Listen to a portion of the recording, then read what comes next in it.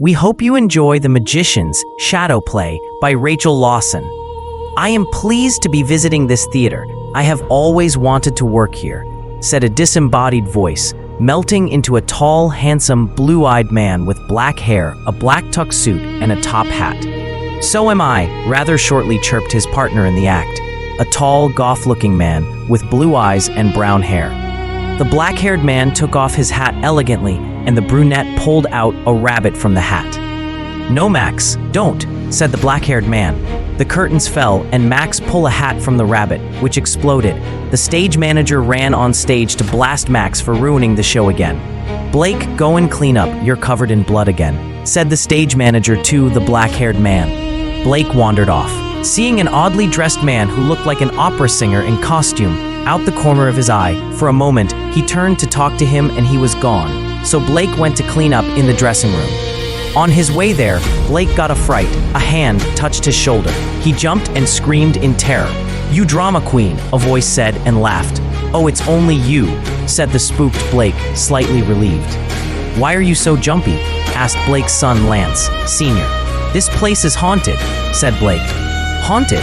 Why are you so scared of ghosts? You are a Grim Reaper," said Lance, who was one too. "I think I saw him," said Blake nervously. "Why didn't you take him in for processing?" asked Lance seriously. "I can't hide my corpse here. I don't know the place well enough," said Blake, who was equally as serious. Blake had to die to release his Reaper soul, and he usually hid his body when his soul was out of his body for safekeeping. "Let's find the ghost. I can take it in for processing," said Lance. "I have to change. I'm covered in blood because of Max. That psycho vampire keeps trying to pull hats out of my pet rabbits. I'm black banned by most of the breeders in town because of him," said Blake shortly. "That's sad, but you are a sorcerer. Zap yourself clean," said Lance. "True," Blake said and waved his hand over himself and appeared clean in a black shirt and pants with glasses. "Were you in the audience?" asked Blake. "Yes," said Lance. "Let's go find your ghost. Take me to where he was." "Yes," said Blake. They wandered off. "He was here, but he's gone," said Lance, sniffing the air where Blake saw the ghost. "Yes," said Blake, sniffing. "What did he look like?" asked Lance. "Mephisto," said Blake. "Really, Dad? Was he that bad?" said Lance. "No, he just died playing him in Faust. That's an opera," Blake said. "So you know who he was?" said Lance. "You don't know the Phantom of the Opera?" Blake chuckled. "Yeah, Gaston Leroux wrote it, and it was performed here as a musical yonks ago." "He is not real," said Lance. "No, not that one. Frederick Baker," said Blake. "Frederick Baker?" asked Lance, puzzled. "Federici, the Phantom of the Princess Theater," said Blake. "Federwazzi?" Lance said. "Ricci, Federici he's called," Blake said and sighed. "Call him Fred." "Okay, why is Fred still here?" asked Lance. "Don't know," said Blake. "I smell him, he went this way," said Lance using his Reaper sense of smell. He smelt ghosts. They followed the smell till they found him, sitting in the now empty dress circle of the auditorium, watching the stage through the now open curtains. "Hi, Fred," said Lance to the ghost, who was now in a smart Victorian-era suit. Fred looked nervous. "Hello," Fred said nervously. "Why are you here?" asked Blake. "I was curious what happened earlier," said Fred. "Oh, my assistant in the magic act is always trying to pull hats out of rabbits," Blake said. Blake, sitting down near the ghost, looking depressed. "I hope it haunts here too. Would love a pet. It's so lonely here," said Fred, smiling. Blake couldn't help but smile, thinking of the ghost with a pet rabbit. "We actually came here to help you," said Lance. "You did how?" asked Fred. "We came to help you go to the other side," said Lance. "What other side? I can roam the entire theater. I can show you to any room if you're lost," said the ghost. "Oh no, we're not lost," said Blake, laughing. "You are." "I am lost?" asked Fred, puzzled. "You were meant to have been taken to the afterlife when you died," said Blake seriously. "I thought so. I saw the Grim Reaper after I died, and I think I scared him off," said Fred, remembering his death. "I see, and you were dressed as Mephisto, I suppose," said Blake. "Yes," said Fred. "I think someone is in trouble," said Lance. "Yes," said Blake, the Reaper's king, frowning. Fred looked nervous. "You are not in trouble," said Blake, trying to calm down the ghost. "We are Reapers. We found you to take you to the afterlife." "Well, he will," said Blake. "Reapers, there are more of them?" asked Fred. "Yeah," said Lance. "I don't want to go," said Fred, who loved haunting the theater. You have to go to the afterlife.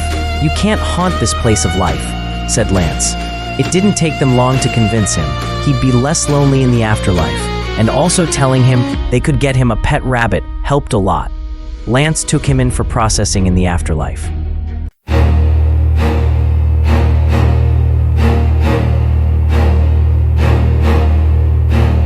I wander lost and alone in a world I do not know. Nobody sees or hears my cries.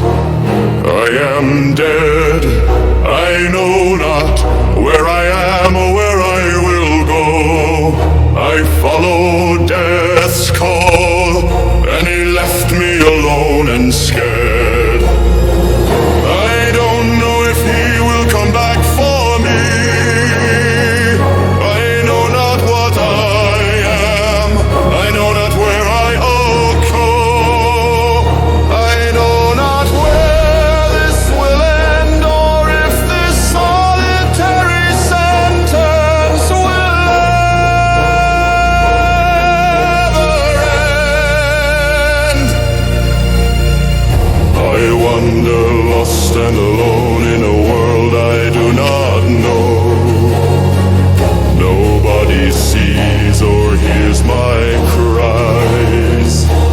I am dead, I know not where I am or where I will go.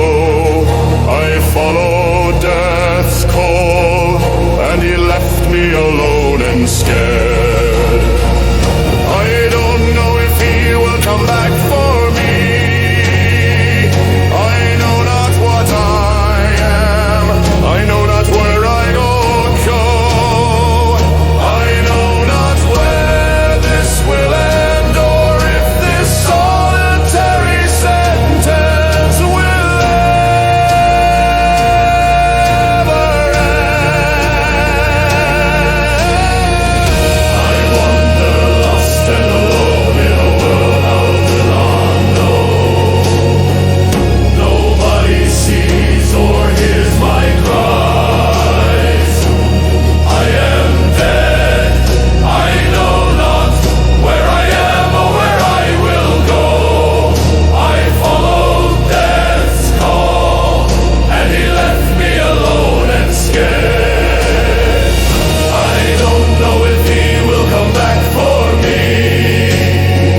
I know not what I am. I know not where I go. I know not where this will end, or if this solitary sentence will ever